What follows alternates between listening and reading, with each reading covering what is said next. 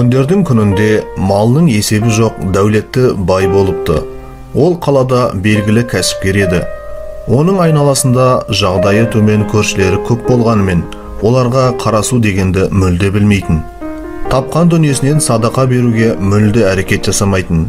Содан бір күні кезекті жұмысына бара жатқанда, кенет екі аяғы істемей жерге отырып қалады.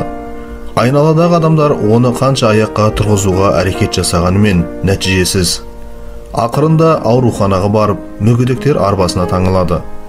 Әйелі мен баласы қанша ем-шара іздегенімен тиісті нәтиже бермейді. Тіпті шетелге барып ем іздеп қайтады. Алайда ол жақта да ешкім оларға көмек бере алмайды. Өмірден үміт үзілген бай ендігі жерде үйіне оралып, бала-шағасының арасында төсегінде жатып, шарасыздықтан өлуге дайындалады. Бұл туралы бүкіл қала тұрғындары естиді. Байдың кенет ауруға ұшырап, ем таппай төсек жатып жатқаны халықтың арасында тез тарайды. Бірі шынымен оған жаны ашса, екіншісі мысқылдап жатады.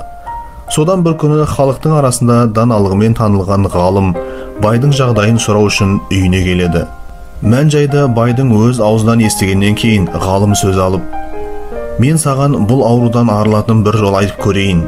Қалада мен танитын асыраушысынан айырылған өте кедей отбасы бар. Олардың жағдайы өте нашар.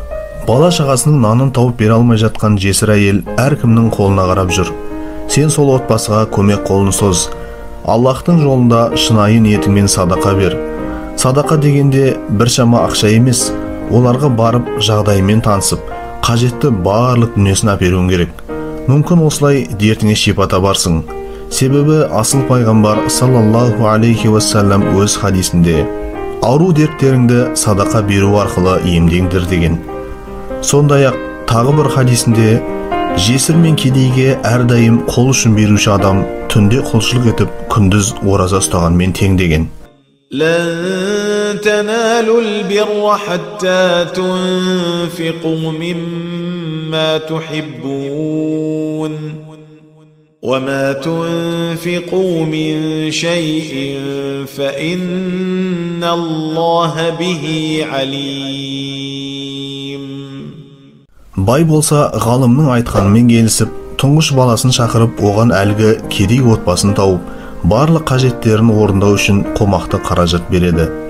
Баласы көп ұзамай ол отбасын тауып, жағдаймен танысады. Жесір әйелдің 4 баласы болады. Жағдайларының нашарлығы сонша балаларының киерге киімдерде болмайды. Мұны көрген байдың баласы қатты әсерленеді. Сөйтіп қажетті барлық дүниенің тізімін жазып, ең алдымен балаларға жаңа киімдер сатып алып береді. Сосын көп мөлшерде азық-түлік пен тәттілер алып, отбасын біраз қуантады. Көп уақыттан бері күлкі көрмеген балалардың жүздері бір сәтте жадырай түседі. Бұған қоса ол әйелдің қолына қомақты ақша ұстатып, барлық жағдайын жасайды. Байдың баласы олардың ештеңеге мұқтаждығы қалмағанына көз жеткеннен кейін үйге қайтуға қамданады. Сол уақытта аср намазы кіріп, азан айтылады. Азан аяқталғаннан кейін жесір әйел қолын жайып: "Я Раббым, біздің көңілімізге қуаныш сыйлаған жанның көңіліне сен де қуаныш сыйлай көр, және тілеген дұғасын қабыл ет" дейді. Баласы істеген ісіне қатты қуанып, үйіне бет алады. Үйге келген бойда әкесі екі аяққа тұрып, жүзі жарқыраған күйде баласының алдынан шығады. Мұны көрген ұлы қатты қуанып, жасаған барлық жақсылығын айтып береді. Соңында жесір әйелдің дұға еткенін есіне салады. Сонда әкесі: "Ол қай уақытта дұға етті?" деп сұрайды. Асырған барлық жақсылығын айтып береді. Соңында жесір әйелдің дұға еткенін есіне салады. Сонда әкесі: "Ол қай уақытта дұға етті?" деп сұрайды. Аср намазы кіргенде. Сосын әкесі: "Аллахтың атымен ант етейін. Дәл сол уақытта менің аяғымнан періште келіп сипағандай әсер алдым. Содан бері екі аяғым мүлде ауырмағандай жазылып кетті. Орнымнан тұра сала сәждеге жығылып, жаратқанға шүкіршілік айтып, бұдан бұлай айналадағы барлық мұқтаждарға тұрақты садақа беріп тұрамын деп уәде еттім" деген екен.